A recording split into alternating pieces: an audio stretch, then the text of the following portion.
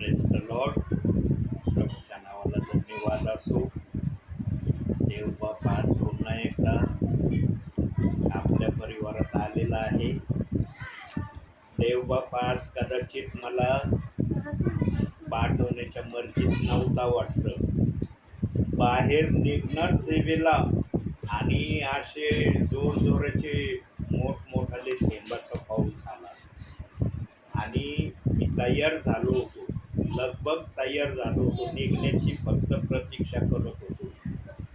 आणि पाऊस आला आणि वारं पण आलं त्याच्यासोबत. जशी ही प्रक्रिया झाली लगेच लाईट गेली आमची. पहिली तर लाईट गेली आणि मग लाईट गेल्यावर घरच्यांना वाटलं पाऊस आलाय, वारं आलं, कदाचित आज प्रार्थनेला जाणार नाही. तर मी दारात उभा राहिलो, आकाशाकडे पाहिलं आणि फक्त प्रभूला म्हणलं, प्रभू मला प्रार्थनेला जायचंय, तुझं गौरव तुझ्या प्रिय लेकरांना देण्यासाठी माझा तू उपयोग करायचा असला तर या पावसाला वाऱ्याला थांबव. जर तुला मला आज घरातच बसवायचं असलं, वारा येऊ दे, पाऊस येऊ दे. काही सेकंदामध्येच प्रियांनो वारा पण थांबला आणि पाऊसही थांबला. आणि म्हणलं मला त्यांच्या घरापर्यंत जाऊस तरी एक थेंब पावसाचा माझ्या अंगावर नाही पडला पाहिजे. आणि तसंच झालं.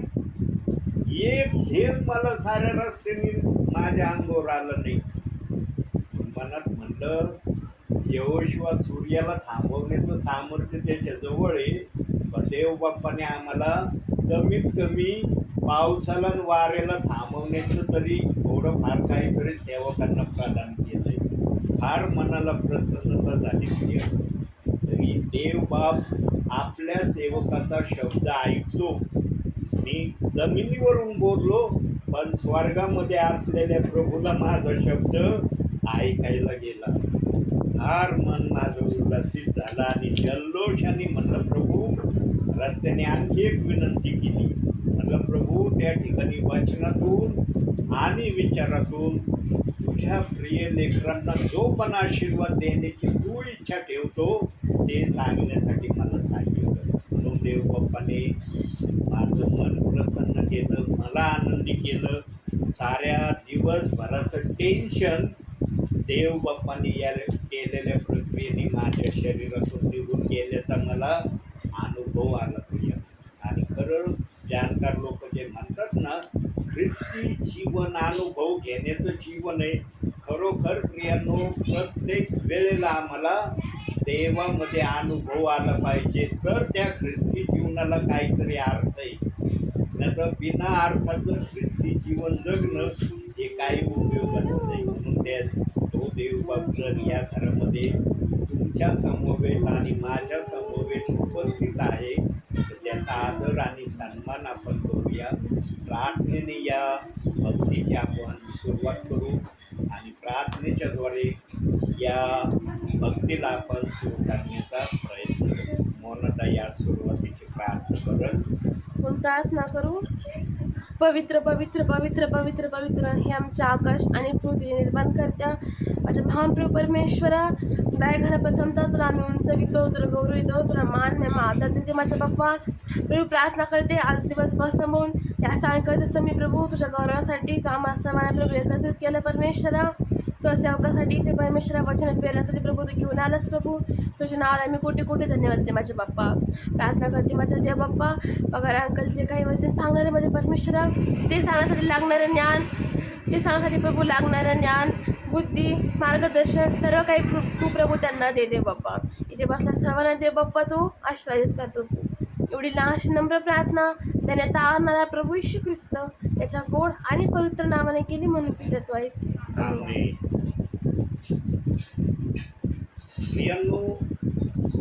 बायबलमध्ये ना काही वचन प्रभूने असे ठेवलेत ना, सेवक म्हणा, विश्वासणारा म्हणा, जेव्हा ते वचन वाचतो ना तेव्हा त्याच्या मनामध्ये, त्याच्या बुद्धीमध्ये एखादं वचन वाचल्यावर ना शारीरिक आशीर्वादाची काही असे टॉप सिक्रेट वचनं आहेत बायबलमध्ये.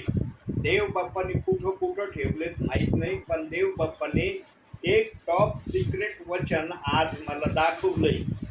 आणि प्रार्थना सुरू होण्याच्या अगोदर त्याच वचनाकडे देव बाप्पाने माझं लक्ष आकर्षित केलं आणि देव बाप त्याच वचनातून आज आपल्याशी बोलणार आहे. आता त्याला काय काय प्रगट करायचंय, काय काय विचारांनी ते तुमच्या समोर मांडायचंय ते मी सांगू शकत नाही, पण देवाने असे वचन ठेवलेत की ते वचन आम्हाला वाचल्याबरोबर इतकं मन आमचं प्रसन्न होतं, आनंदी होतं, जल्लोष मनामध्ये उठायला सुरुवात होतो. त्यातलंच एक वचन देव बाप्पाने दाखवलंय मला. काढूया आपण आता ते वचन. स्तोत्र संहिता 84 अध्याय 12 वचन.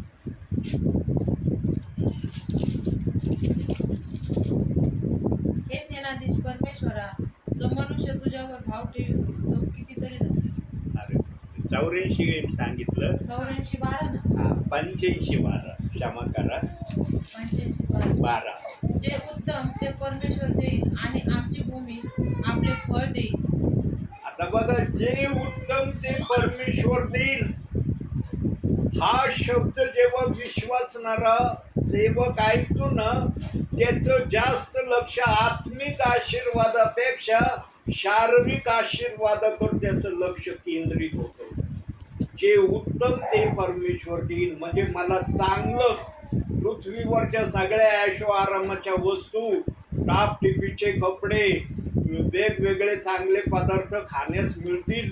या गोष्टीची जास्त करून हे शब्द ऐकल्यावर काही विश्वासणाऱ्याच्या मनात, सेवकांच्या मनात येतं. पण प्रियांनो, हे वचन शारीरिक गोष्टीपेक्षा आत्मिक आशीर्वादाला जास्त आमच्यासाठी आमच्या समोर येतं. शारीरिक गोष्टीसाठी देव बाप्पाने आम्हाला बहाल करून टाकलंय. जे उत्तम ते परमेश्वर देईल. आता हा शब्द जो आहे ना, जे उत्तम ते प्रभूने आम्हाला कसं द्यायचं ठरवलंय ते बघूया. मत्ती शुभवर्तमान 6 अध्याय 33 वचन. मत्ती 6 अध्याय 33 वचन.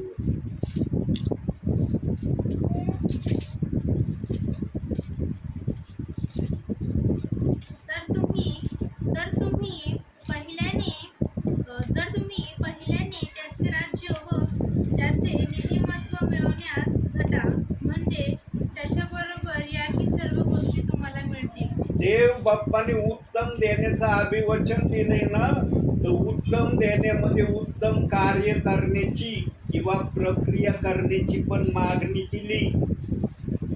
देव बाप्पन जे उत्तम ते ना फुकट द्यायला बसलेला नाहीये. देव बाप्पाची पण इच्छा आहे उत्तम देण्यामाग की प्रथम तुम्ही माझं राज्य आणि नीतिमत्व मिळवा, मग तुम्हाला संसार प्रपंचाच्या A to Z गोष्टी मी न मागता देईल. हे देखील अभिवचन दिलंय. हे कुठं दिलंय? यशाया 65:24. बघा तिथं काय अभिवचन नाही. यशाया 65 अध्याय 24 वचन.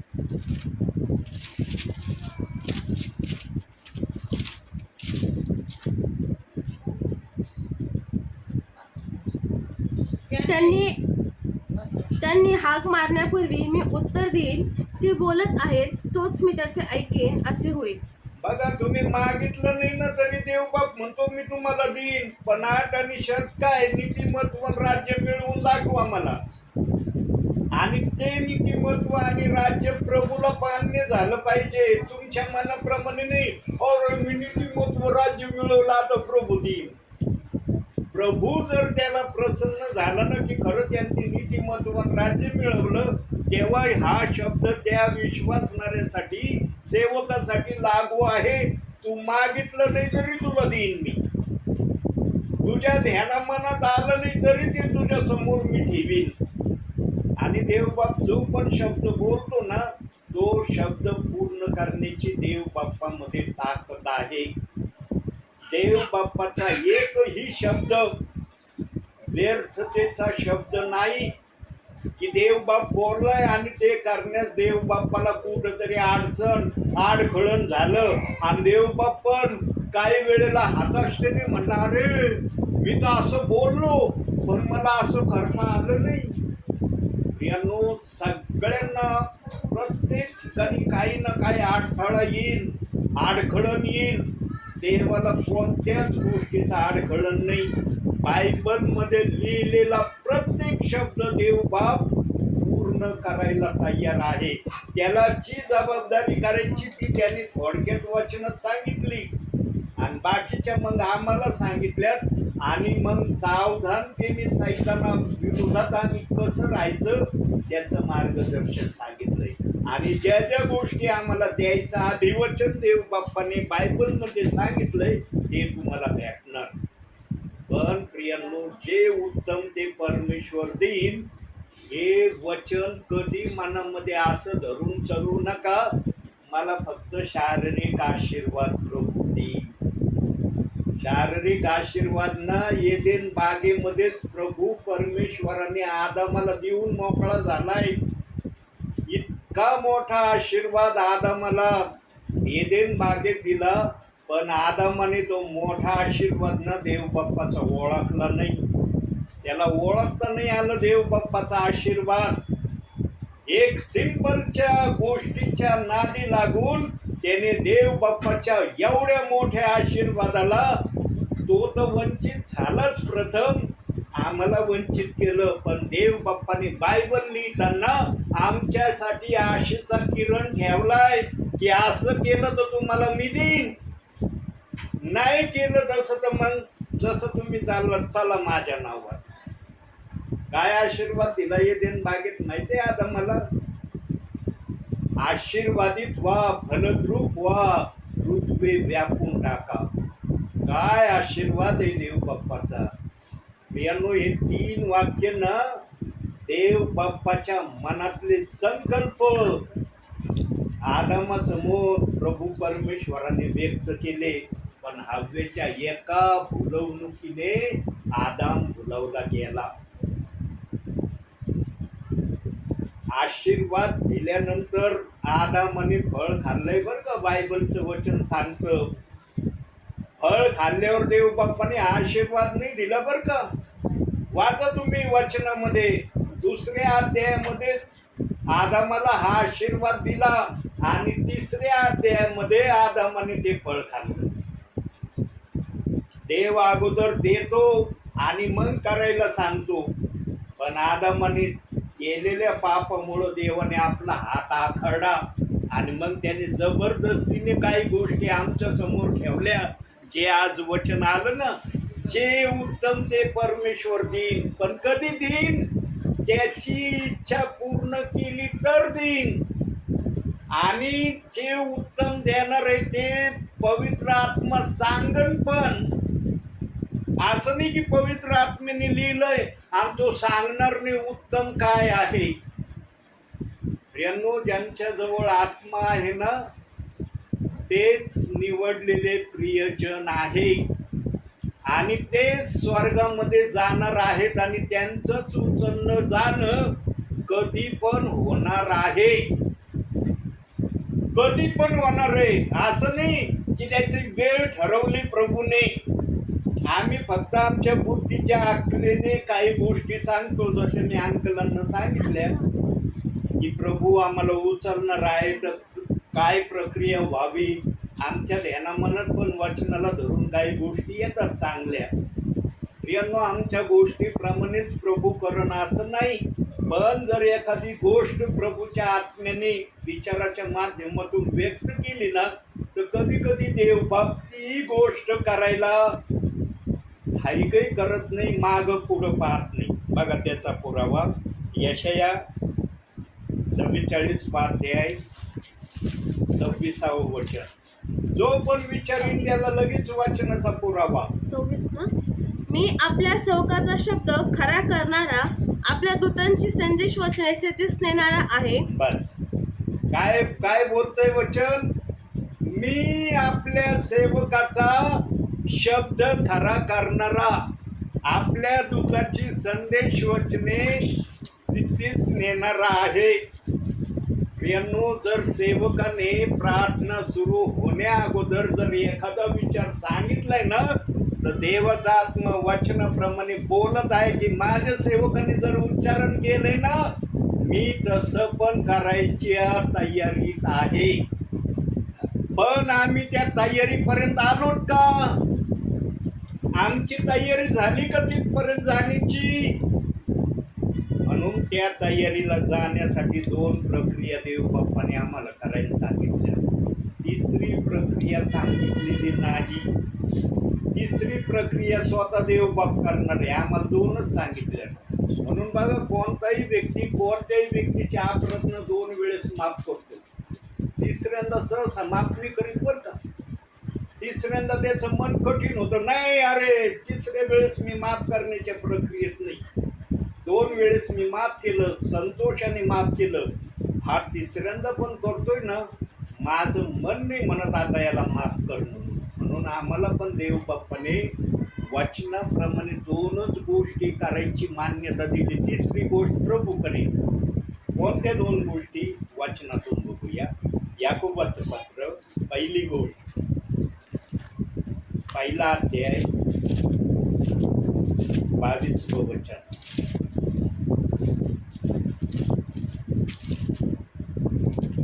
इब्रिकराच्या पत्रानंतर हा किंवा ते 1 अध्याय 22. वचनाप्रमाणे आचरण करणारे असा, केवळ ऐकणारे असू नका, आशेने तुम्ही स्वतःची फसवणूक करा. वचनाप्रमाणे चालायचा प्रयत्न करायचा प्रियांनो. आणि जेव्हा वचनाप्रमाणे चालण्याचा प्रयत्न करताना तुमच्या समोर अडखळणं आल्याशिवाय राहणार नाही बरं का. देवाचा आत्मा टाळी देऊन तुम्हाला सांगतो, तुम्ही वचनाप्रमाणे चालण्याच्या प्रक्रियेत उतरले ना, तुमच्या समोर अडखळणं येणार. आणि देवाने त्याचं प्रावधान वचनामध्ये आम्हाला सांगून ठेवलंय, त्याच्यातही जाग करून ठेवलंय प्रभूने आम्हाला अंधारातही ठेवलं नाही. वचनाप्रमाणे चालण्याची जर तो आज्ञा देतोय, तर इशारा पण सांगितलाय की जर वचनाप्रमाणे चालण्याची तुम्ही इच्छा धरली ना, तुमच्या समोर काय येणार आहे. वचनातून पाहूया. योहान शुभवर्तमान 16 अध्याय 33 वचन. ही प्रक्रिया होणार. माझ्या ठाईत तुम्हाला शांती मिळावी म्हणून मी तुम्हाला या गोष्टी सांगितल्या आहेत.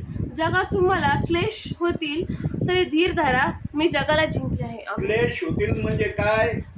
काही जणांना ना क्लेश म्हणलं ना म्हणजे वाटतं एखादी ठराविक गोष्ट होईल, संपलं सगळं. काय क्लेश म्हटलं म्हणजे तुमच्या जीवनात काही पण येईल. तुमच्या ध्यानात जे आलेलं नाही ते तुमच्या समोर येईल, त्याला क्लेश म्हणतात. क्लेश फक्त एका गोष्टीला प्रगट नाही होत. अरे एखादी ठराविक काहीतरी गोष्ट आली माझ्या जीवनात, क्लेश आलं. क्लेश म्हणलं म्हणजे खोटं बोलण्यापासून आम्ही त्या क्लेशाला सुरू करू शकतो. ध्यानात ठेवा क्लेशाची प्रक्रिया. नंतर क्लेश येतील. क्लेश म्हणजे काय? कोणते क्लेश येतील? सैतान मोहाचे जाळे तुमच्या समोर उभे करेल. अरण्यामध्ये येशू ख्रिस्ताला सोडलं नाही त्यांनी. देवाचा पुत्र आहे, एकुलता एक पुत्र आहे, आवडता पुत्र आहे.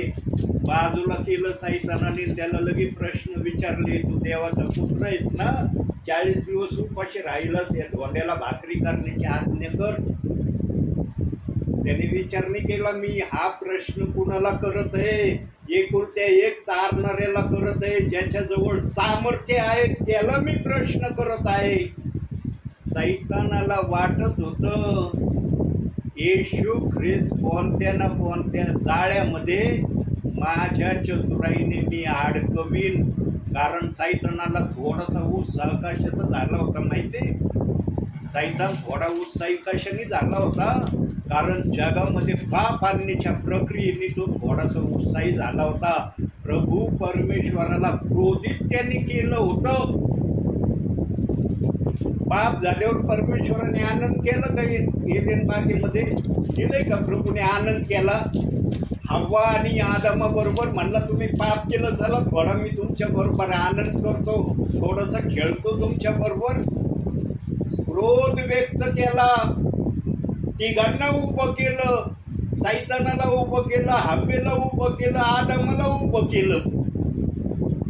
तिसऱ्या अध्यायामध्ये तिघांना पण त्यांनी विचारलं.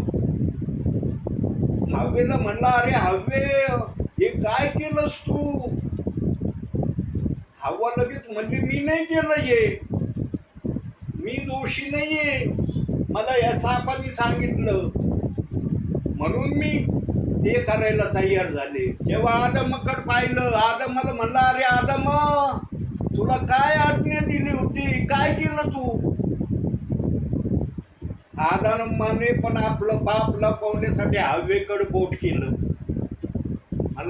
मला सांगितलं म्हणून मी ते केलं. आणि मग सैतानाचा समाचार घेतला.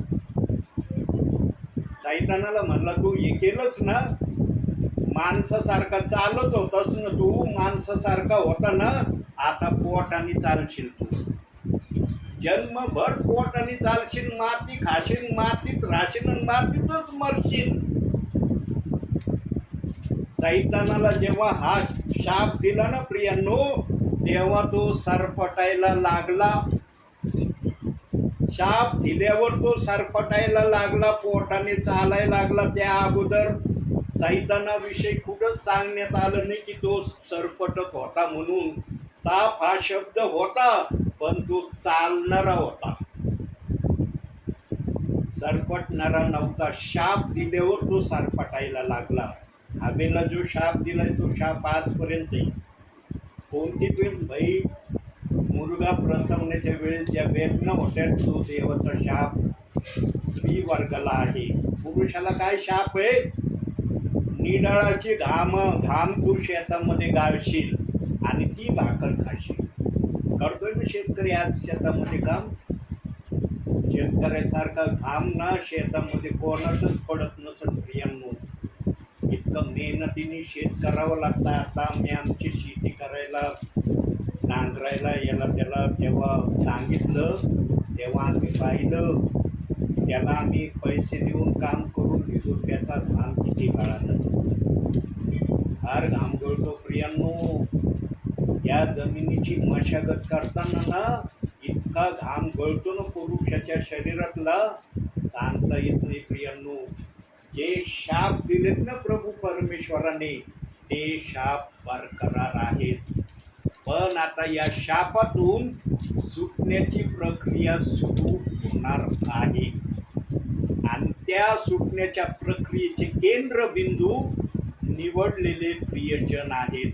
काय त्यांच्यासाठी प्रक्रिया आहे बघूया वचनातून. मत्तेकृत शुभवर्तमान 24 अध्याय 22 वचन. ही प्रक्रिया निवडलेल्या प्रियजनांसाठी आहे.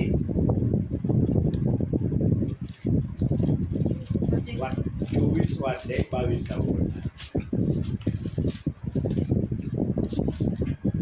आणि ते दिवस कमी केले नसते तर कोणाही मनुष्याचा निभाव लागला नसता, परंतु निवडलेल्यांसाठी ते कमी केले जाते. कोणासाठी कमी केले जातील? निवडलेल्यांसाठी, बोलवलेल्यांसाठी नाही. बोलवलेल्यांचा उच्चारण देखील नाहीये. म्हणून आज जो तो स्वतःला म्हणतो मी निवडलेला आहे बाबा, किती पाप करत असला, बायबल वाचत नसला, प्रार्थना नसला करत, आज्ञा पालन करत नसला, चर्चला जरी जात नसला तरी म्हणतो मी निवडलेला आहे. निवडलेला म्हणण्याचा अधिकार ना देवाने आमच्या जवळ नाही ठेवला, देवाने आपल्या जवळ ठेवला आहे. आणि निवडलेले प्रियजन कोण आहेत ते पण बघूया आपण प्रकटीकरणातून 3 अध्याय 5 वचन. हे ते आहेत निवडलेले प्रियजन. आणि हे कोण आहेत हे प्रभूशिवाय कोणाला माहिती नाही. 3 अध्याय 5 वचन. जो विजय मिळवतो तो अशा रीतीने शुभ्र वस्त्र परिधान केलेला होईल. मी जीवनाच्या पुस्तकातून त्याचे नाव खोडणारच नाही आणि माझ्या पितेसमोर व त्याच्या दूतांसमोर मी त्यांचे नाव पत्करेन. आता जीवनाच्या पुस्तकात नाव ज्यांनी लिहिलं ना त्याला माहिती आहे कोण आहे निवडलेला. आला का प्रभू आम्हाला सांगायला तुझं नाव जीवनाच्या पुस्तकात लिहिलंय? म्हणतो का आज कोणतं सेवक रेव्हरंड बिशप की मला प्रभूने सांगितलं तू निवडलेला आहेस म्हणून तुझं नाव जीवनाच्या पुस्तकात आहे. प्रभूने ते नाव लिहिलंय. ज्याचं नाव लिहिलंय ना त्याचं नाव तो खोडणार पण नाही. आणि हे नाव त्याने आपल्या समयात लिहिलंय. आम्ही या जगात आलो नव्हतो. आम्ही प्रभूच्या सानिध्यात त्याच्या समयात होतो ना त्यावेळेस प्रभूने पाहिलं की त्या प्रियजनांनी माझ्या समयात मला कसा आदर सन्मान दिला. त्यातल्या काही प्रियजनांना त्यांनी पृथ्वीवर पाठवलंय. म्हणून निवडलेल्यांची संख्या कमी आहे. बोलवलेल्यांची भरपूर आहे. का बोलवलेल्यांची भरपूर आहे? कारण ते वाचनाप्रमाणे चालणार नाही हे प्रभूला त्याच्या समयात दिसलेलं आहे. पवित्र आत्मा जे पण वाक्य बोलतो जो पण विचार सांगतो ना तो त्याने आपल्या समयात पाहिलेली गोष्ट आम्हाला संदेशाच्या माध्यमातून कळवतो. म्हणून त्याने वचनात सांगितलंय संदेश हा मनुष्याच्या इच्छेने आलेला नाही. मनुष्याला अधिकार ठेवला नाही तुझ्या मनाने संदेश सांगण्याचा. मी सांगन ते बोल. आणि ज्याच्याजवळ आत्मा आहे ना त्याच्याजवळ आत्मा शांत नाही बसत. त्यांना ठेवा. तो निर्भीडपणे बोलतो पेत्रासारखा. जसा पेत्र पेंटिकॉस्टच्या दिवशी बोलला. लिहिलंय का वचनामध्ये? पेंटिकॉस्टच्या दिवशी पेत्र किती वेळ त्यांनी संदेश सांगितला. सांगितलं का कोणत्या सेवकाने आजपर्यंत की इतका वेळ पेत्र बोलला? काही गोष्टी प्रभूने गुप्त ठेवल्या का? कारण पेत्राचा आम्ही सन्मान करावा म्हणून गुप्त ठेवल्या. देवाच्या आत्म्याने कुठंच सांगितलं नाही पेंटिकॉस्टच्या दिवशी पेत्र किती वेळ बोलला हजारो लोकांना. का नाही लिहिलं? कारण पेत्राचा आम्ही आदर करावा, पेत्राचा आम्ही ऐकावं आणि पेत्राने जे आम्हाला सांगितलं ते आम्ही करावं. म्हणून 3000 पेत्रांनी जे सांगितलं तेच केलं. आणि ते आले विचारित. आमच्या हृदयाला चुरचूर चुटपुट लागली. काय करू पेत्र भाऊ सांग ना. निडरतेने पेत्र म्हणला चला प्रभू येशू ख्रिस्ताच्या नावाने बाप्तिस्मा घ्या तुम्हाला पवित्र आत्म्याचं दान प्राप्त होईल. आणि त्यांनी ऐकलं. ते नाही म्हणले आम्ही येशू ख्रिस्ताने सांगितलेला बाप्तिस्मा घेतलाय ना आता हा बाप्तिस्मा कशाला घ्यायचा. आजचे प्रियजन लगेच म्हणतो ब्रदर आम्ही घेतलं ना बाप्तिस्मा आता हा घेतल्यावर काय होईल. अरे हा घेतल्यावर काय होईल हे देव ठरवीन ना. तुम्ही नका ठरवू. तुम्हाला देवाने अधिकार दिलाय का काय ठरवायचा. तुम्ही कशाला न्याय करता त्या वचनाचा. देव करीन ना काय करायचं ते. ज्यांनी ठेवलंय तो पाहिन. तुम्ही कशाला पाहता त्याला. देवाला बघू दे ना. त्यांनी 2 वचनं ठेवलेत ना त्याला न्याय करू दे ना. तुम्ही कशाला न्यायामध्ये उतरता. त्यांनी सांगितलंय ना एक बाप्तिस्मा घ्या प्रभू 2 तू ठेवले 2ही घेऊन मी तुझा आदर केला. आता तू 2 मान माझ्या नावापुढं या 1 मान. मी तुझी आज्ञा पूर्ण केली. ही कृती करण्याचं दिलं सोडून बाप्तिस्मा घेतला तू नाही घेणार मी.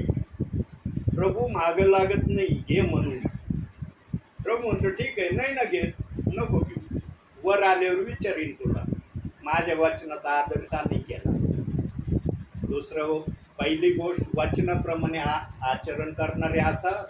दुसरी गोष्ट याकोबाच्या पत्रामध्ये 2 गोष्टी प्रभू म्हणला ना 2 गोष्टी जो करतो तो निवडलेला आहे.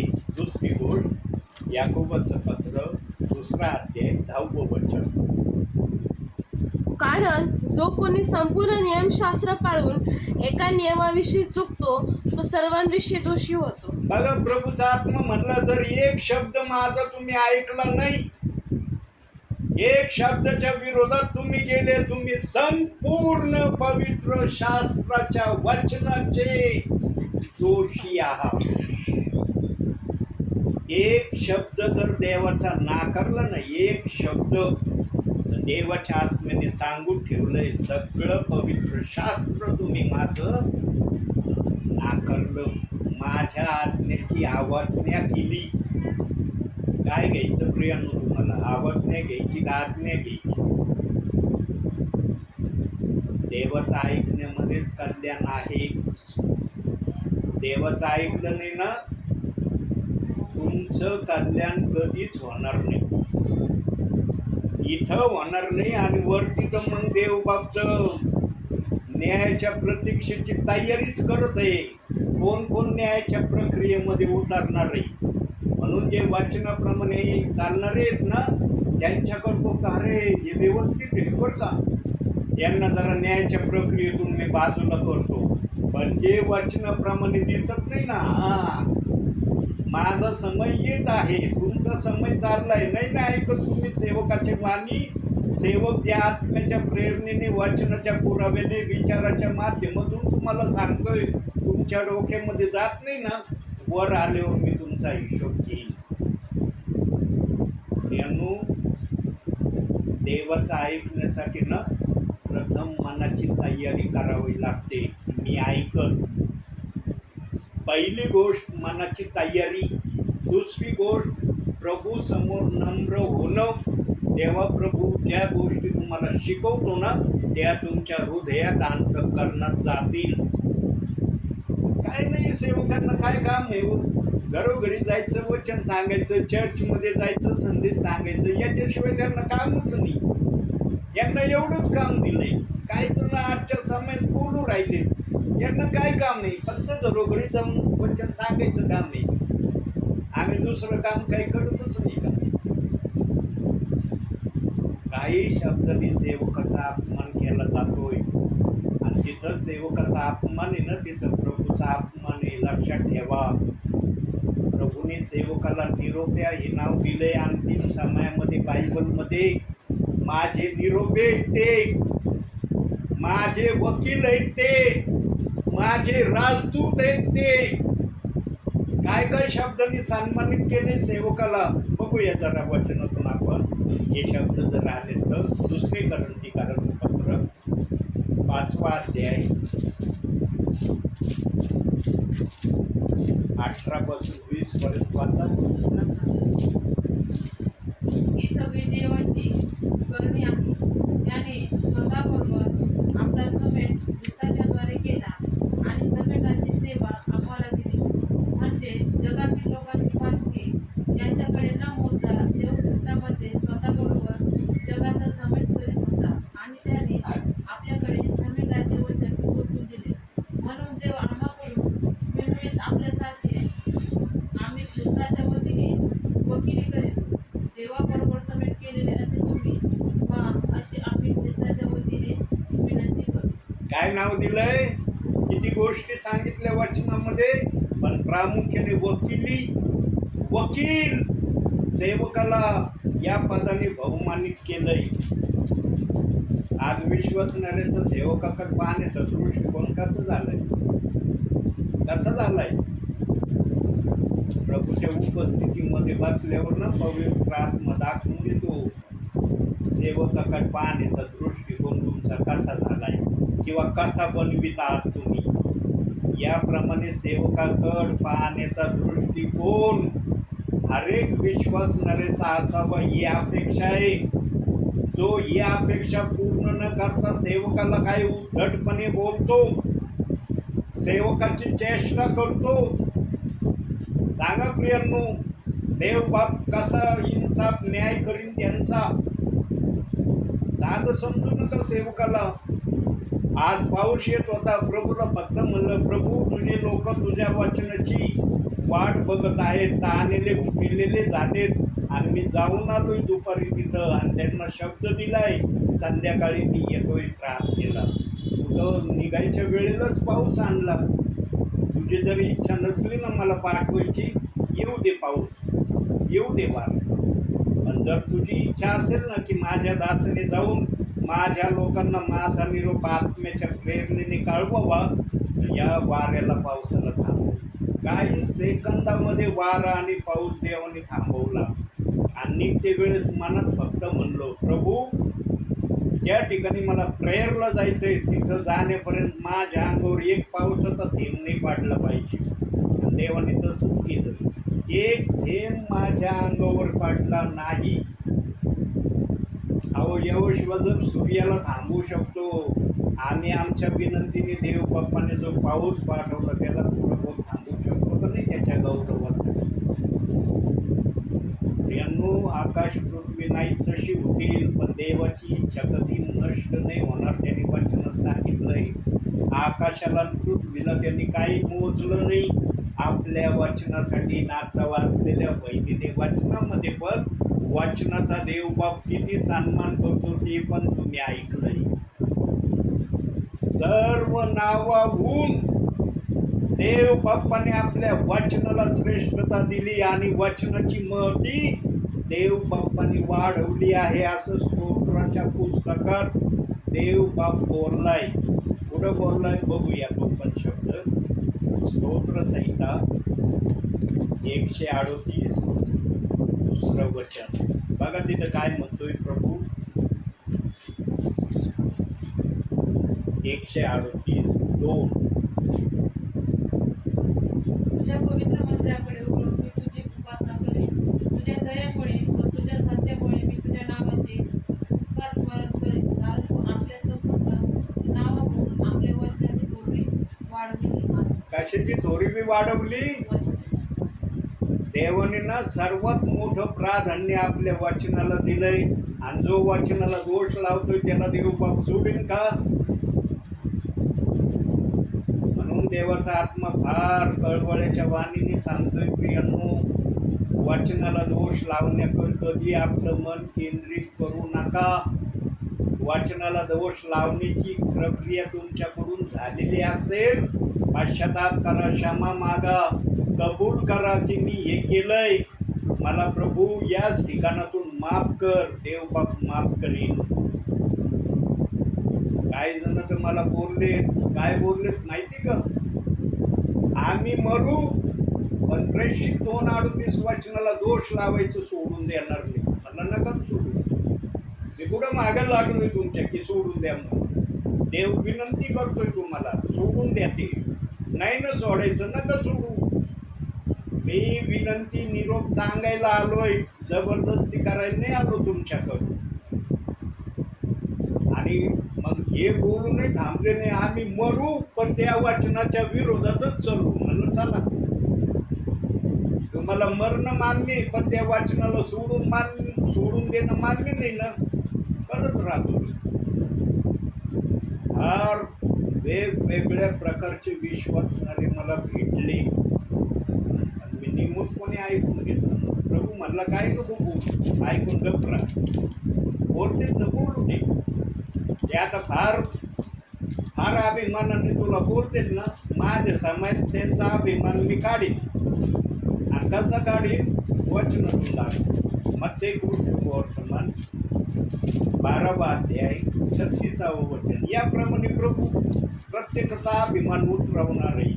मी तुम्हाला सांगतो की माणसे जो कवल्याचा शब्द बोलतील त्याचा निषेध त्यांना न्यायाच्या दिवशी द्यावा लागेल. कधी द्यावा लागल, न्यायाच्या दिवशी. म्हणून प्रभू म्हणतो शांत राहील, तू टेन्शन घेऊ नको, रागात येऊ नको. तुला मी सहनशीलतेचा आत्मा दिलाय ना, तो धरून राहा.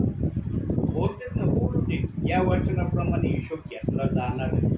आणि कदाचित बरं का, एक्झॅक्टली नाही मी माझ्याबद्दल बोलतो, कदाचित देवबाप साक्षी करता मला तिथं उभं करीन. हा येत होता ना देहामध्ये असताना, आता हा आत्म्यामध्ये आणि नवीन शरीरामध्ये आहे. पण हा येत होता ना, तुम्हाला सांगत होता ना की वचनाला दोष लावू नका, वचनाच्या विरोधात काही बोलू नका, वचनाचा सन्मान करा. माझ्या आत्म्याच्या प्रेरणेने सांगत होता. किती जणांनी ऐकलं. त्यावेळेस अनेकांना अनुताप होणार आहे. खाली पडते, पालते, उपडे पडते, छाती बडवते, आम्हाला माफ कर प्रभू, आम्ही पश्चाताप करतो. पृथ्वीवर नाही केला पण इथं करतो. देवबाप म्हणशील वेळ निघून गेली. तुला वेळ पृथ्वीवर दिला होता पश्चाताप करण्याचा. स्वर्गात पश्चाताप करायचा वेळ नव्हता तुझ्यासाठी. पृथ्वीवर पश्चाताप करण्याची वेळ दिली होती. हा सेवक पण यांनी पण त्या वचनाच्या विरोधात भयानक पाप केलं होतं, पण हा वेळीच सुधारला. यांनी माघार घेतली. प्रभू मी जे काही या वचनाच्या विरोधात भयानक पाप केलंय ना, मला क्षमा कर. मी याला क्षमा केली आणि याला सेवा करण्याची संधी दिली. आणि तो दास येऊन वचन सांगत होता ना, तेव्हा हर एक आत्मा म्हणून हो सांगत होते, पण आम्ही ऐकत ऐकणारे मला प्रियानो. आणखी एक शब्द बघू, पहिले शमूएल 15वा अध्याय 22वे वचन. ऐकण्याला देव बाप्पाने किती मोठी जागा दिली बघा वचन. पहिलं शमूएल 15वा अध्याय 22वे वचन.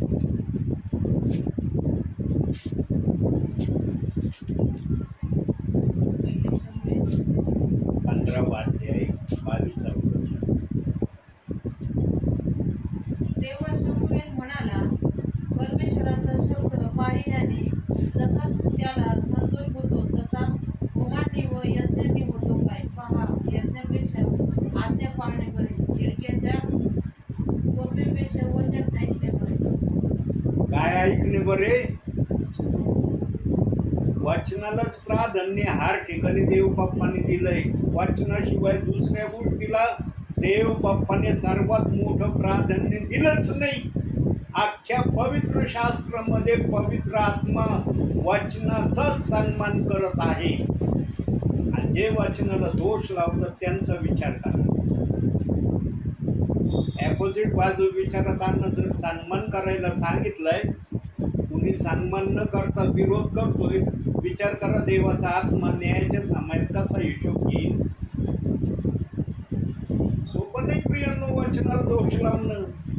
काही जणांना फार सोपं चाललंय. आम्ही काही जण काय नाही होतो, एक वचन नाही मानलं तर देव बाप पुढे म्हणतो तू सगळ्या वचनाला दोष लावला. एकाला सोडून दिलं, देव बाप्पा म्हणतो जाऊ दे, सोडलं, काही नाही, मला काही राग आलं नाही. देवाला कानान मात्र जर काढणं वचनातून तर राग येतोय. वचनाला पूर्ण दोष लावल्यावर देव बाप शांत नाही बसत. अख्ख्या बायबलमध्ये देव बाप्पाने सांगितलंय, माझ्या वचनावर जर कोणी वाईट नजरेने दृष्टी जरी लावली तर मी त्याला सोडणार नाही. वचनाच्या विरोधात बोलणाऱ्याला कधी देव बाप सोडी. सोपं नाही प्रियांनो. वचनाला दोष लावणं सोपं समजू नका.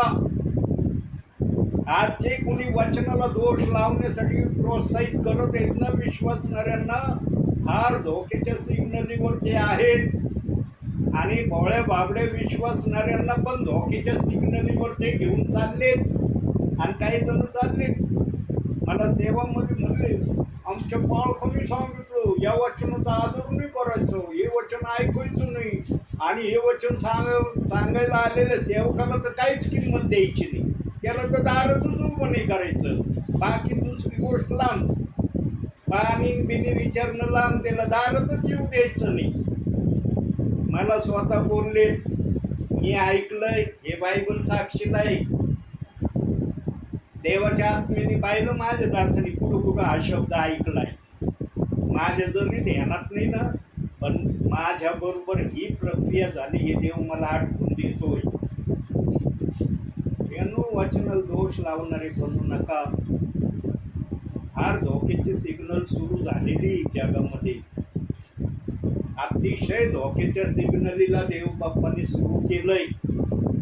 आणि इतका देवाचा क्रोध उफळत आहे ना प्रियांनो. लावर जसा उफळतो ना, लावर जिथं बाहेर निघतो ना, ती भूमी पूर्णपणे जळून खाक होते ना, प्रभूचा अग्नीसारखा आग राग त्याच्या डोक्यात उसळत आहे. आणि या अग्नीसारख्या रागामध्ये उसळत असलेल्या रागामध्ये जो कुणी वचनाला दोष लावण्याच्या प्रक्रियेमध्ये देवाचा आत्मा पाहत आहे, विचार करा देवाचा आत्मा त्या दोष लावणाऱ्या व्यक्तीकडे कसा पाहत असन. सोपं नाही प्रियांनो, फार सोपं चाललंय आज काही जणांना. काही नाही, वचनाला दोष लावून खूप आशीर्वाद देवाने आम्हाला दिले. अरे बापरे, वचनाला दोष लावून देव बाप आशीर्वाद देतो का? मग आदमाने जी आज्ञा भंग केली तेव्हा प्रभू परमेश्वराने आदमाला का माफ नाही केलं? का शाप दिले? आदामाने वचनाला दोष लावला नव्हता, देवाच्या आज्ञेच्या विरोधात गेला होता, तर एवढा मोठा शाप त्याला दिला. इथं वचनाला दोष आहे. जागेवर या प्रियांनो, पवित्र आत्मा बोलण्याच्या द्वारेनं जागेवर आणि ते तुम्हाला. वचनाला दोष लावणं सोपं नाहीये. सेवकाला सोपं नाही, विश्वासणाऱ्याला सोपं नाही. देवाचा आत्मा नाही म्हणत सेवकाला सोपं आहे, विश्वासणाऱ्याला अवघड आहे, किंवा विश्वासणाऱ्याला सोपं आहे, सेवकाला अवघड आहे. अशी भाषा पवित्र आत्मा बोलतच नाही. पवित्र आत्मा म्हणतो सगळ्यांसाठी घातक आहे. फार आशीर्वादित आहे प्रियांनो तुम्ही. घर बसल्या एवढं सुंदर विचार आणि इतके सुंदर वचन बायबल मधून माझ्या वहीमध्ये लिहिलं नाही बरं का. 3 वचन फक्त लिहिले तुम्ही, 3 ते 4 वचन आहे. आतापर्यंत किती वचन वाचले?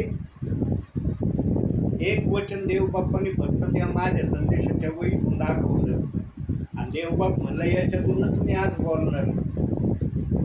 जे उत्तम ते ना देवाच्या वचनाचं ग्रहण करण्याच्या आजपासून तयारी करा.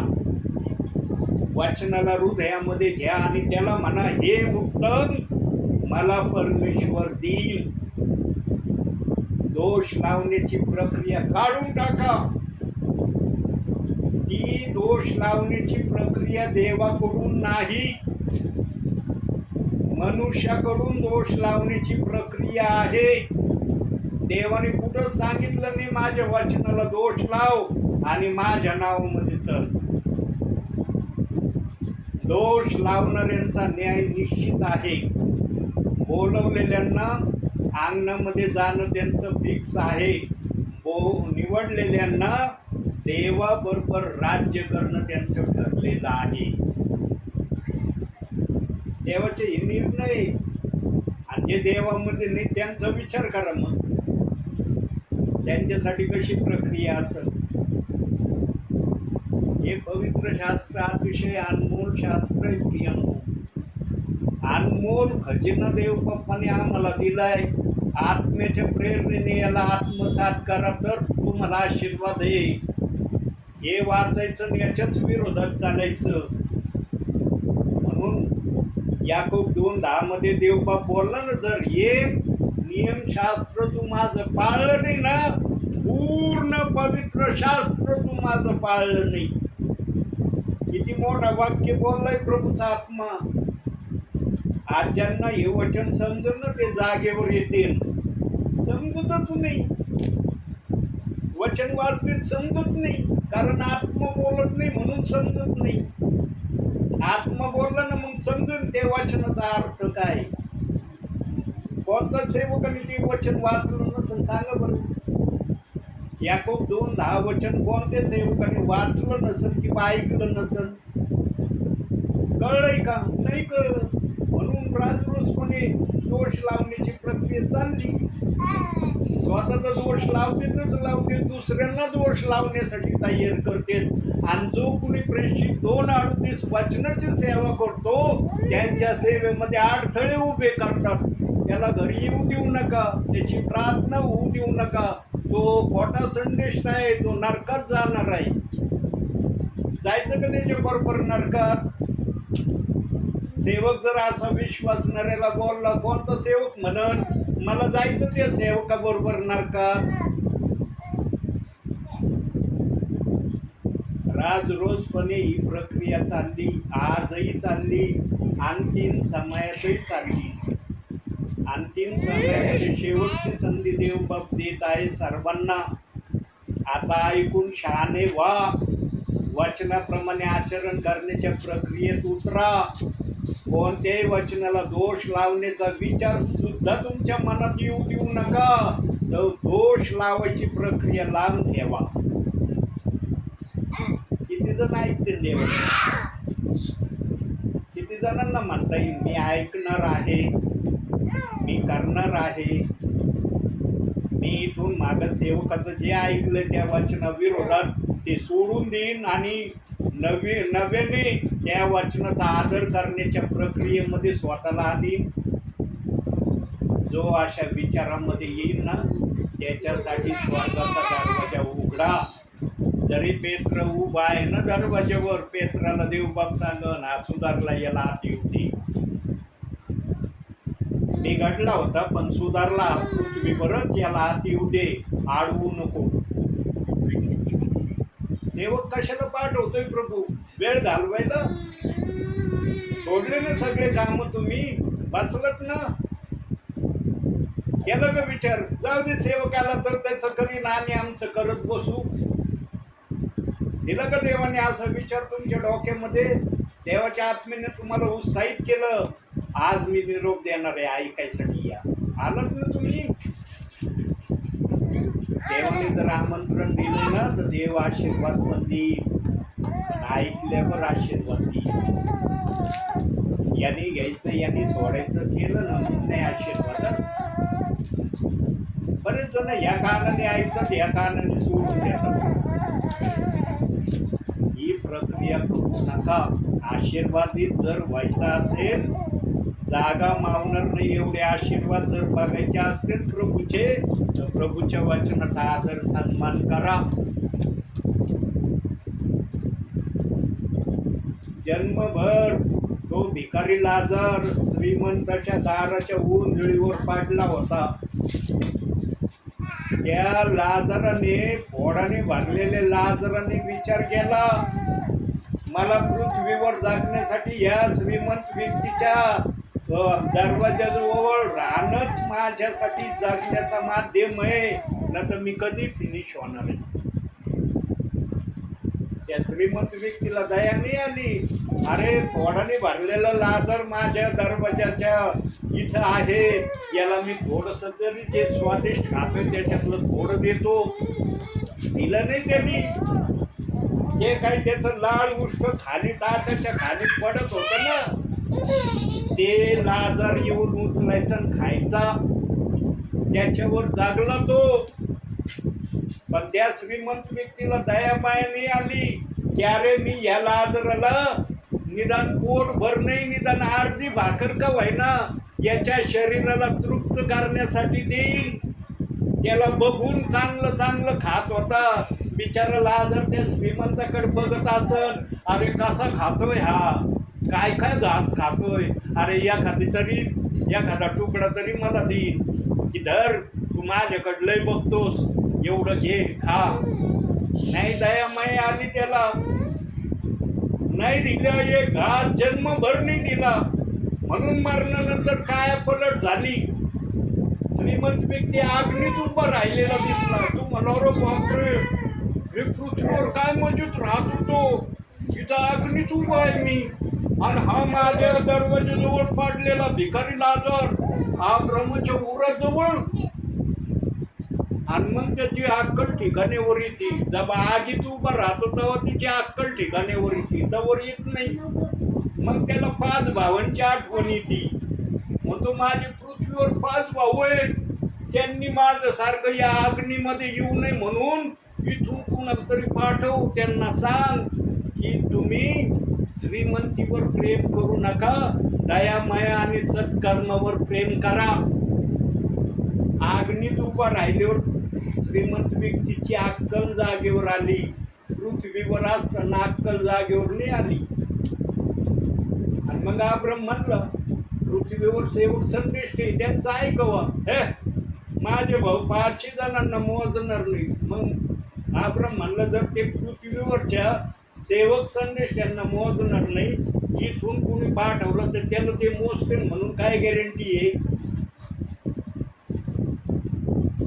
हर दाखला देवबाप जाऊ फोडून सांगायला लागतो ना.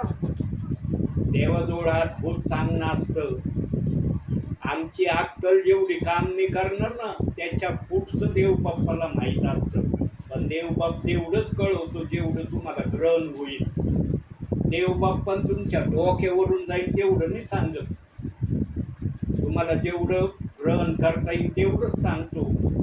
श्रीमंत व्यक्तीला लाजराची दया माया आली नाही पृथ्वीवर असताना. हे देवबाप्पाला प्रामुख्याने सांगायचंय. यांनो श्रीमंत व्यक्तीविषयी ते तसं लिहिलंय. आज वचनाला दोष लावण्याच्या प्रक्रियेविषयी काय घेणार तुम्ही? हा देव बाप्पाचा करणं वचनाकडे दोष लावण्याकडे जास्त आहे. देवाला फार चिवडी येते प्रियांनो दोष लावणाऱ्या व्यक्तींची. देवाने सांगितलंय मी माझ्या लोकांवर करुणा करीन, दया करीन. कृपेच्या काळामध्ये ना दया आणि करुणा आहे. क्रोधाचा समय येणार आहे प्रभूचा. त्या समयामध्ये कोणाला माफी नाही बरं का, एकाला माफी नाहीये. ज्यांनी प्रभू येण्या अगोदर वचनाला दोष लावण्याविषयी माफी मागितली त्यांना माफी मिळणार. ज्यांनी प्रभू येण्या अगोदर वचनाला दोष लावण्याची माफी मागितली नाही त्यांना माफ केलं जाणार नाही. कोणत्याही सबबीवर केलं जाणार नाही. हे उपडे उलथे पालथे पडले, रडले, छाती बडवल्या, आक्रोश केला तरी देव म्हणणार माझ्या समोर तुझं काही चालणार नाही. आता मी काय करतो गपचूप बघ. तुला करण्याची संधी दिली होती, नाही ऐकलं. तू सेवक पाठवले तरी ऐकलं नाही. आता माझा न्याय बघ काय. कठीण न्याय होणार आहे प्रिया. एवढं देवबाप सांगत आहे, कठीण न्याय होणार आहे. आणि मग पृथ्वीवर केलेल्या अन्यायाविषयी जर देवबाप्पाने वचनामध्ये भयानक शब्द दिलाय, पृथ्वीवर केलेल्या पापाविषयी देवबाप्पाने पवित्र शास्त्रात भयानक शब्द दिलाय.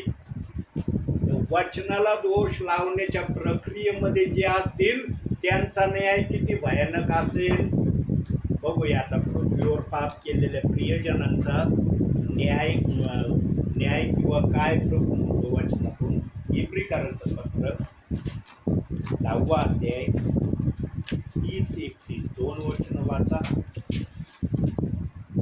30-31 10वा अध्याय 30 आणि 1. कारण सूड घेणे मजकडे आहे, मी फेड करीन, आणखी परमेश्वर आपल्या लोकांचा न्याय करील असे ज्याने म्हटले तो आपल्याला माहीत आहे.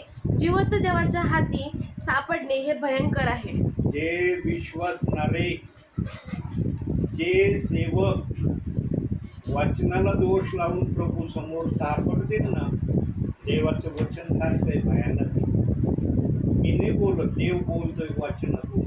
आणि देव म्हणतो मी सूड घेईन, न्यायाने सूड घेईन, एकाला सोडणार नाही.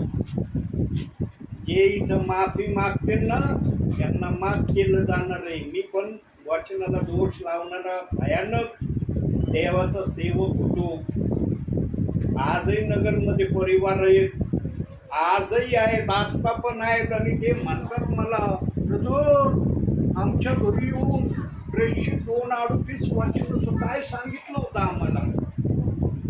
आणि आज आमच्याकडे येऊन आम्हाला म्हणतात त्या वचनाला दोष लावायचं सोडून त्या वचनाप्रमाणे वागा. मग कशाला सांगायला आले होते आमच्या घरी?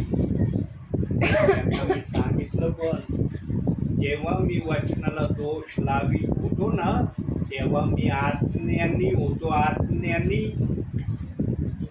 आहे ना आमच्या अंजली ताईंचं बाळ, 8-9 महिन्याचं बाळ आहे ना, त्याला कळतंय का काय? ते बाळ काय करतं कळतंय का त्याला? हसतंय का रडतंय हे बाळ कळतंय या बाळाला काही? असा होतो मी जेव्हा वचनाला दोष लावित होतो. या प्रक्रियेमध्ये होतो या बाळासारखा. काही समजत नव्हतं. पण जेव्हा देवाने मला शहाणपण दिलं ना तेव्हा देव म्हणला जे माग केलंस ना अज्ञानपणात, क्षमा माग, कबूल कर, पश्चाताप कर, तुला मी क्षमा करीन. अज्ञानपणात केलेल्या पापांना देवबाप क्षमा करतो. हे देवबाप्पाला सांगायचंय प्रामुख्याने. आता या बाळाकडे बघितल्यावर तुम्ही नका समजू मी असाच आहे म्हणून. तुमचं आज जे काही वय चाललंय ना या बाळासारखं वय नाही. पण जे पाप तुमच्याकडून झालंय ना या पापाला देवबाप म्हणतो या बाळासारखं तुमच्याकडून पाप झालंय. म्हणून देवबाप त्या पापाला आठवीत नाही पण कबूल करावं लागतं. या जिभेने बोललं ना, या जिभेलाच म्हणावं लागतं मी क्षमा मागत नाही. यांनो संधी दवडू नका. आणखी एक शब्द बघू. 5 मिनिटं बोलतो आणि थांबतो आता. इफिसकारास पत्र 5वा अध्याय हं? 16वं वचन. वेळेचा सदुपयोग करा, कारण दिवस वाईट आहेत. आलेत ना वाईट दिवस, दिसत ना थोडे का व्हायना वाईट दिवस. आज सकाळी 7:15 जे कुणी उन्हात उभं राहिला असेल किंवा उन्हात गेला असेल ना, त्यांना कळलं असेल की सूर्याची हीट किती वाढली. आज सकाळी 7:15 जेव्हा मी घराच्या बाहेर निघलो ना, सूर्याची हीट इतकी माझ्या अंगाला जाणवली. मला देव बाप्पा 7:15 वाजले, अशा प्रकारची हीट माझ्या शरीराला जाणवू राहिली तुझी. 12 वाजता किती हीट लागन माझ्या शरीराला. फार प्रभू क्रोधित झाला आहे आणि तो प्रभू म्हणत आहे वचनातून, वेळेचा सदुपयोग करा, कारण दिवस वाईट आहे. देवाने वाईट दिवस सुरू केले. तुम्ही समजू नका देव करणार आहे वाईट दिवस सुरू केले त्यांनी. आणि या वाईट दिवसामध्ये निवडलेल्या प्रियजनांना जास्त त्रास तो देणार नाही. म्हणून निवडलेल्यांचं पलायन होणार आहे, ते उचलले जाणार आहेत. पण निवडलेले कोण आहेत ना, हे तुम्ही स्वतः नका स्वतः म्हणू की मी निवडलेलं आहे. देवाला म्हणून द्या. जीवनाच्या पुस्तकात ज्यांनी नाव लिहिलंय ना, त्याला माहिती आहे कोण निवडलेलं आहे. तुम्ही स्वतःच्या मुखाने म्हणू नका. मी जरी देवाच्या आत्म्याच्या प्रेरणेने एवढं सुंदर बोलत आहे, मला देखील अधिकार नाहीये म्हणण्याचा की मी निवडलेला आहे. देवाला माहिती आहे. फक्त देवाने आज्ञा दिली ना, या गोष्टीप्रमाणे चालताना तुम्हाला दिसला तर तुझ्याबद्दल माझ्या मनात काय आहे ते देव बाप्पाने वचनातून सांगितलंय. म्हणून प्रियांनो, अंतिम समयामध्ये जागं होण्याच्या प्रक्रियेमध्ये स्वतःला आणण्याचा प्रयत्न करा. इथून मागं तुम्ही जे काही केलं असेल ना, सगळं देवाला माहिती आहे उघड्या पुस्तकासारखं. तुमच्या ध्यानामनात जरी नसलं ना, देवाच्या बारीक ना बारीक सुईच्या टोका एवढं सगळं उघड्या पुस्तकासारखं प्रभू समोर आहे. पण प्रभू संधी देतोय, वाचनाला दोष लावण्यापासून मागे फिरा, वाचनाचा आदर करा, वाचनाप्रमाणे चालण्याची प्रक्रिया दाखवा. साधं वचन नाही, प्रेषित 2:38 वचन. प्रियांनो, काही जणांनी त्या वचनाला इतकं नाकारलंय ना, काही जणांच्या मनामध्ये तर असा विचार पण येत असन की बायबलमध्ये हे वचन नसतं ना ठेवलं, एवढ्या गडबड्या जगामध्ये आल्याच नसत्या. काही जणांच्या डोक्यात इथपर्यंत विचार आला असन या वचनाविषयी. यानो देवाने ना तावून सलकून आम्हाला त्याच्या राज्यात घेण्यासाठी 2 बाप्तिस्माचे वचन ठेवले. देवाचा मनोगत ओळखा. तावून सलकून जसं सोनं अग्नीच्या भट्टीतून बाहेर निघतं ना, तसं देव बाप्पाला पण आपले विश्वासणारे आपले सेवक तावून सलकून बघायचे की माझ्या वचनाचा आदर करणारे आहेत का. जे आदर करणारे तेच प्रभूचे सन्मान पात्र आहेत. जे वचनाचा आदर न करणारे ते देवाचे सन्मानाचे पात्र होतील का. विचार करा. फार तळमळीने देवाचा आत्मा बोलतोय प्रियांनो. देवाच्या आत्म्याला वाटत नाही कोणाचा मी न्याय करावा. देवाच्या आत्म्याला वाटतं सर्वांचा न्याय न होता स्वर्गामध्ये हे माझ्या आसनासमोर माझी स्तुती आराधना करताना मला दिसले पाहिजे. देवाची 8 आणि शर्त एक आहे, बायबलच्या वचनाला दोष न लावता तुम्ही या प्रक्रियेमध्ये यावं.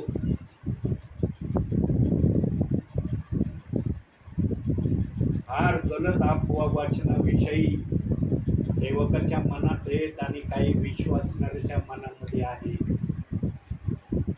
होशेच्या पुस्तकाप्रमाणे झटकून टाका त्या प्रियांनो. शेवटी एक वचन बघू.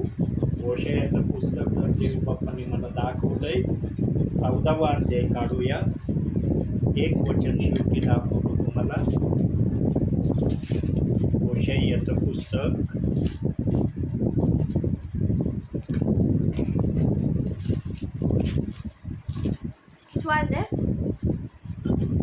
14वा अध्याय 9वं वचन वाचा. जो कोणी शहाणा आहे त्याला हे समजेल, जो कोणी समंजस आहे त्याला हे कळेल. परमेश्वराचे मार्ग सरळ आहे, त्यांनी धार्मिक चालतील आणि पातकी त्यात अडखळून पडतील. आता तुम्हाला धार्मिकतेमध्ये देवाच्या नजरेत राहायचं का अडखळून पडत राहण्याचं राहायचं, ह्या निर्णय देवाने तुमच्या हाती ठेवलाय. इथं देवबाप जबरदस्ती करायला येत नाही की हेच कर, हे करू नको असं म्हणायला देवबाप येत नाही. पण देवबाप्पाने कळवलंय. काय कळवलंय? काय शेवटच्या भागामध्ये म्हणतो तो, त्यांनी धार्मिक चालतील आणि पातकी त्यात अडखळून पडतील. आता तुम्हाला पातकी बनायचं का धार्मिक बनायचं हे देवबाप्पाने तुमच्याजवळ विनंतीच्या स्वरूपाने ठेवलंय. तुम्हाला कोणती विनंती देवबाप्पाची मान्य आहे? वचनाला दोष लावण्याची विनंती तुम्हाला मान्य आहे का देवाच्या धार्मिकतेमध्ये चालण्याची विनंती मान्य आहे?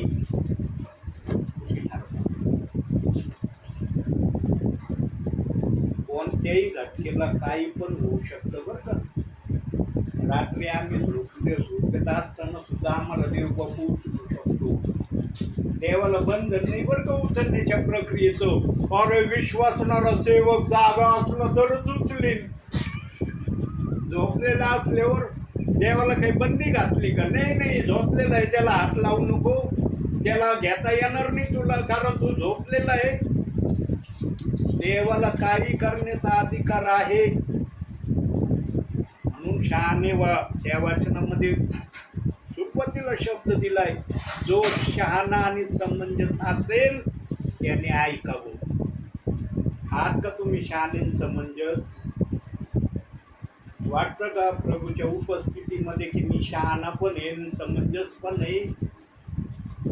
जर आत्मशाश्वती देत असेल ना की थोडा का अंश गुण आहे, तर वचनाला दोष लावण्याच्या प्रक्रियेपासून स्वतःला आवरा. दोष लावण्याची प्रक्रिया ध्याना मनातून आत्मेतून काढून टाका. देवाने दोष लावायला सांगितलं नाही वचनाला, हे मान्य करा. देवाला दोष लावणं वचनाला मान्य नाही हे स्वीकारा. या चांगल्या गोष्टी करा. म्हणून देवबाप म्हणला, आज जे वचन आलं ना, स्तोत्र संहिता 85:12, जे उत्तम ते परमेश्वर देईल. आज हे वचन ऐकलं ना, म्हणतात हा मला शारीरिक हे भेटल ते भेटल, असं होईल तसं होईल. या उत्तमाविषयी तो शब्द बोलत. वचनाला दोष लावण्याचं सोडून देण्याचं उत्तम ते प्रभू तुम्हाला देईल. ऐका घेण्याची तयारी. हे उत्तम देणार आहे प्रभू. वचनाला दोष लावून सोडून दे, हे उत्तम मी तुला सांगतोय. करतात का ग्रंथ? लगेच वस्तू डोळ्यासमोर येतात. कार येते, चांगलं फ्लॅट येतो, चांगले कपडे येतात ध्यानामध्ये, चांगलं पकवान मी खाईन, हे चांगलं ध्यानात येतं. आणि काही सेवक बोलतात पण तुम्हाला हे भेटन आणि ते भेटन. आणि देवाने ऑलरेडी दिलंय ते. देव ऑलरेडी म्हणलंय तुला देऊन टाकलंय, फक्त माझं नीतिमत्व माझं राज्य प्राप्त कर, तुला सगळं भेटन आपोआप. म्हणून शहाणे वापरियांनो, फार देवबाप बोलण्याच्या आपुलतेमध्ये पण वेळ पण फार वेगाने पडून राहिलाय. जरा वेळाकडे पण लक्ष देणं गरजेचं आहे. जो ऐकून शहाणा होतो ना, तो देवबापाला सर्वात मोठा हुशार व्यक्ती आहे असं नीतिसूत्र सांगितलंय. जो ऐकून शहाणा होतो. आता ऐकलंय तुम्ही वचन ऐकून जर शहाणे झाले ना, त्यासारखं हुशार या पृथ्वीच्या पाठीवर दुसरं कोणीच नाही. एवढं एवढा अधिवचनाचा शब्द नीतिसूत्रामध्ये देव बाप्पाने तुम्हासाठी माझ्यासाठी ठेवलाय. देवाकडून आदर सन्मान प्राप्त करा. मनुष्याचा आदर सन्मान ना क्षणिक आहे. आज आदर सन्मान करतोय ना, उद्या तोच व्यक्ती तुमचा अपमान करीन. 4 चौघामध्ये तुम्हाला खाली बघायला लावीन. जो तुमचा सन्मान करणारा होता ना, तोच तुम्हाला 4 चौघामध्ये अपमानित केल्याशिवाय राहणार नाही. पण देवाच्या नजरेमध्ये जर सन्मानित झाले ना तुम्ही, देव कधीच तुम्हाला अपमानित करणार नाही. देवाच्या नजरेत सन्मानित व्हा प्रिया. आणि तुम्ही देवाच्या नजरेत सन्मानित व्हावं म्हणून देवाने आज संध्याकाळी पाऊस थांबवला, वार पण थांबवलं, माझा रस्ता मोकळा केला. वार आणि पाऊस नसताना थांबला. आज इथं मी आलो नुसतो प्रार्थनेला.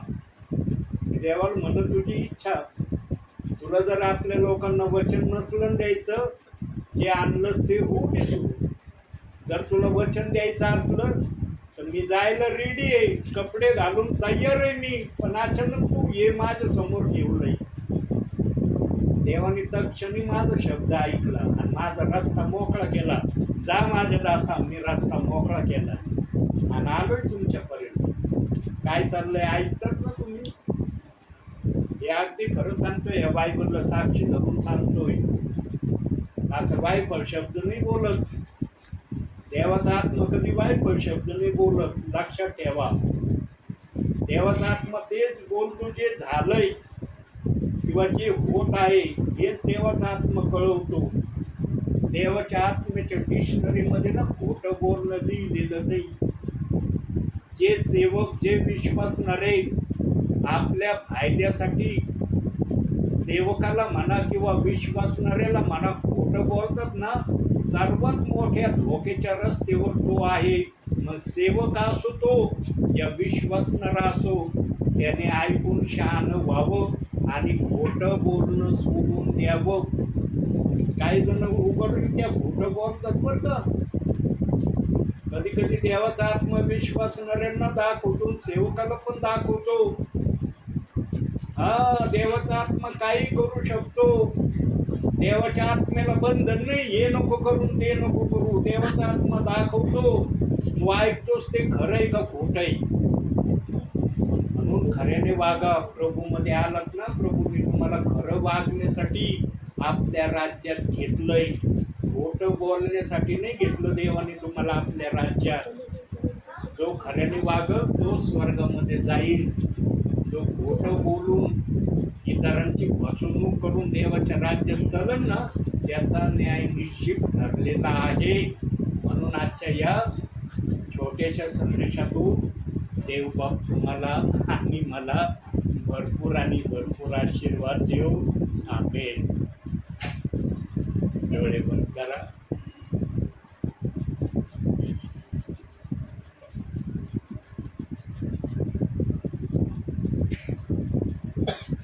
डोळे उघडायचे नाही प्रियांनो. देवाच्या उपस्थितीमध्ये देवाने जर डोळे बंद करायला सांगितलेत ना प्रियांनो, तर देवाचा आदर सन्मान झाला पाहिजे. देव तुमच्याकडून आदर घेण्याच्या इच्छुकतेमध्ये आहे. काही सेकंद आपण शांत राहू, मग आपण प्रार्थना करावं.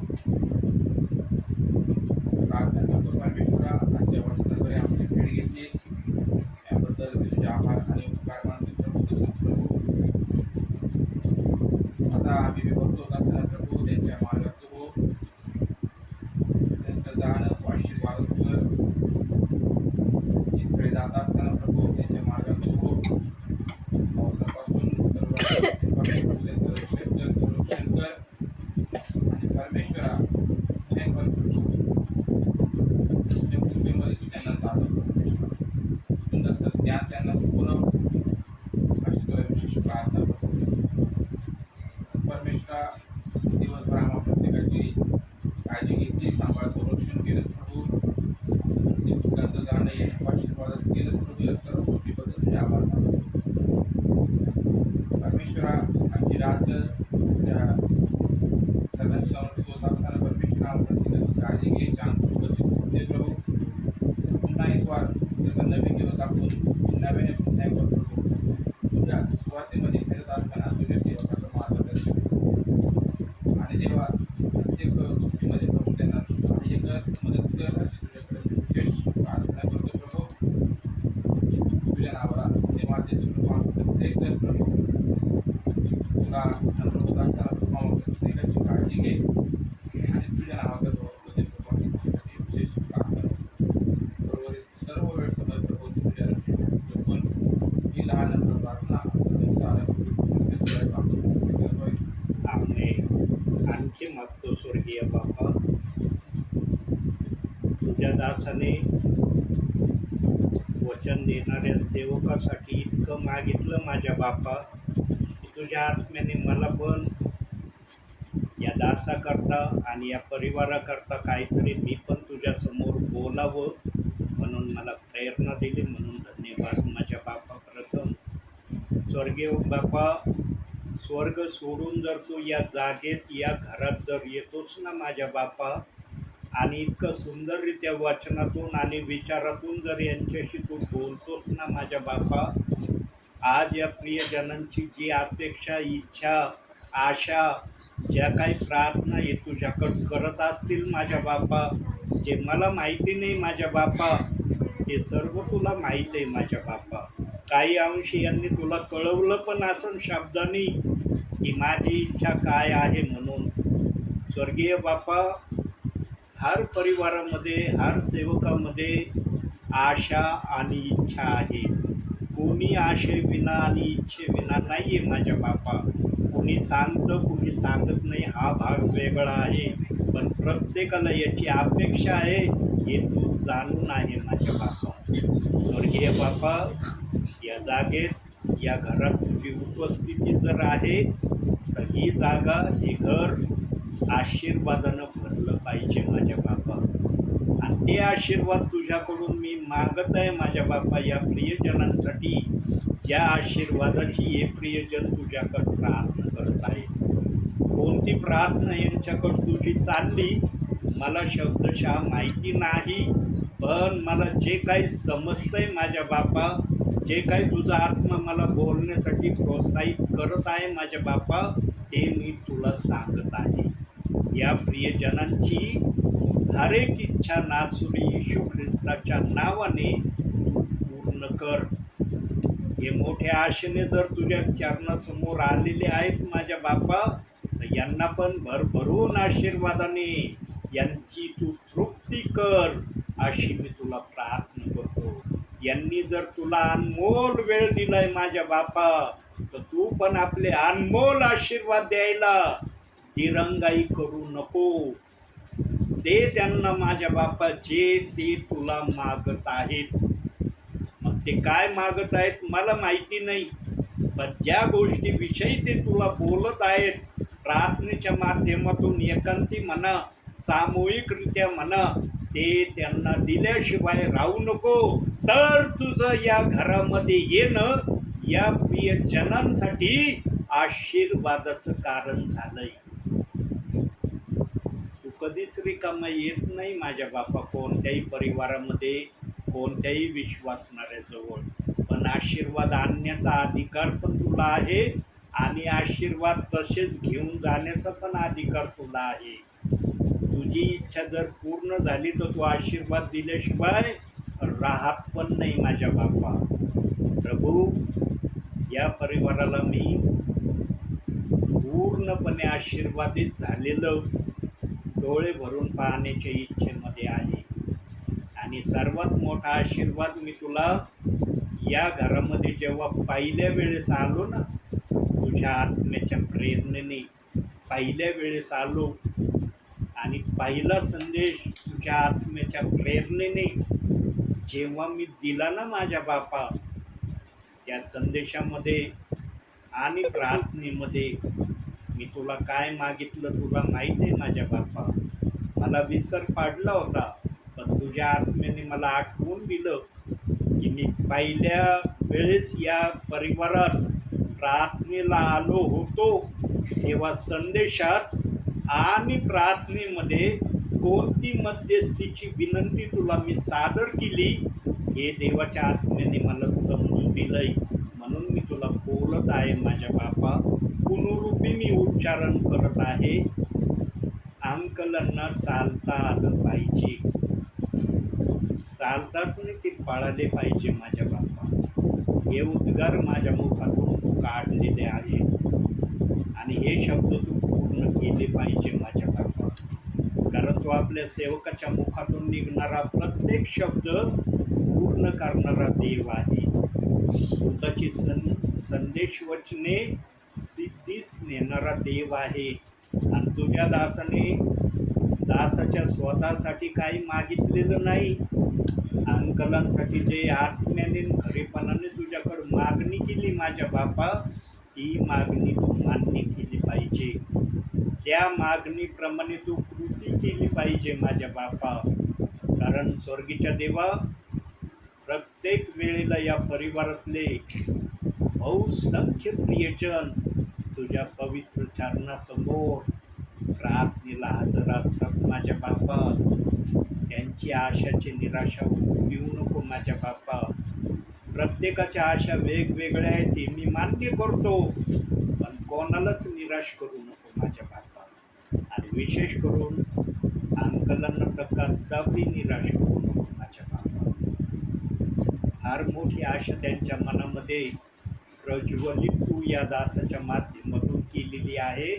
त्यांची आशा पूर्ण कर, कारण हे सामर्थ्य तुझ्या जवळच आहे माझ्या बापा. माझ्याजवळ असतं तर मी केव्हा देऊन तृप्त झालो असतो, पण सगळे अधिकार तू येदेन बागेमध्ये आपल्या हातात घेतलेत माझ्या बापा. आदामापासून सगळे अधिकार काढून घेतले आणि शाप देऊन त्याला तू बाहेर काढलं. त्यामुळे तुला विनंती करतो, अंकलांना लवकरात लवकर चालता आलं पाहिजे माझ्या बापा. त्यांचा बिछाना बदल. 38 वर्षाचा बिछाना जर तू बदलू शकतो माझ्या बापा, 38 वर्षाच्या पंगू व्यक्तीला जर तू आशीर्वाद देऊ शकतो माझ्या बापा, तर अंकल फार थोड्या दिवसापासून या प्रक्रियेमध्ये आहेत माझ्या बापा. त्यांना आशीर्वादित कर माझ्या बापा. त्यांच्या मनातली हर एक इच्छा तू पूर्ण कर. आशीर्वादाने ओतप्रोत त्यांना भर माझ्या बापा. त्यांच्या जीवनातली सर्व निराशा नासू येशू ख्रिस्ताच्या नावाने निघून जाऊ दे माझ्या बापा. तू आपल्या लोकांना आशीर्वाद देणारा देव आहे, याचा अनुभव अंकलांना प्रामुख्याने तू पुनरुपी दे, अशी मी तुला विनंती करतो. प्रार्थना तू ऐकत आहे, शब्द तू मान्य करत आहे, यासाठी मी तुला धन्यवाद देतो. मान सन्मान गौरव सर्व माझ्या बापा मी तुला देतो. धन्य तारणारा प्रभू येशू ख्रिस्त याच्या प्रिय आणि गोड नावानं मागतो म्हणून तू ऐक माझ्या बापा. आमेन. हे आमच्या स्वर्गातील बापा, तुझे नाम पवित्रमानले जाऊ, तुझे राज्य येऊ, जसे स्वर्गात तसेच पृथ्वीवरही तुझ्या इच्छेप्रमाणे हो. आमची रोजची भाकर आज आम्हास दे, आणि जसे मी आमच्या ऋणासून सोडले आहे तसेच तू आमचे ऋण आम्हास सोडू, आणि आम्हास परीक्षेत आणू नकोस, तर आम्हास वाईटापासून सोड. कारण की राज्य सामर्थ्य आणि गौरव ही सर्व काळ तुझेच आहे. आमेन. प्रभू येशू रक्त की जय. प्रभू येशू रक्त की जय. प्रभू येशू रक्त की जय. आमेन. धन्य येशू नाम, धन्य येशू नाम, धन्य येशू नाम सर्व काळ. धन्य येशू नाम, धन्य येशू नाम, धन्य येशू नाम सर्व काळ.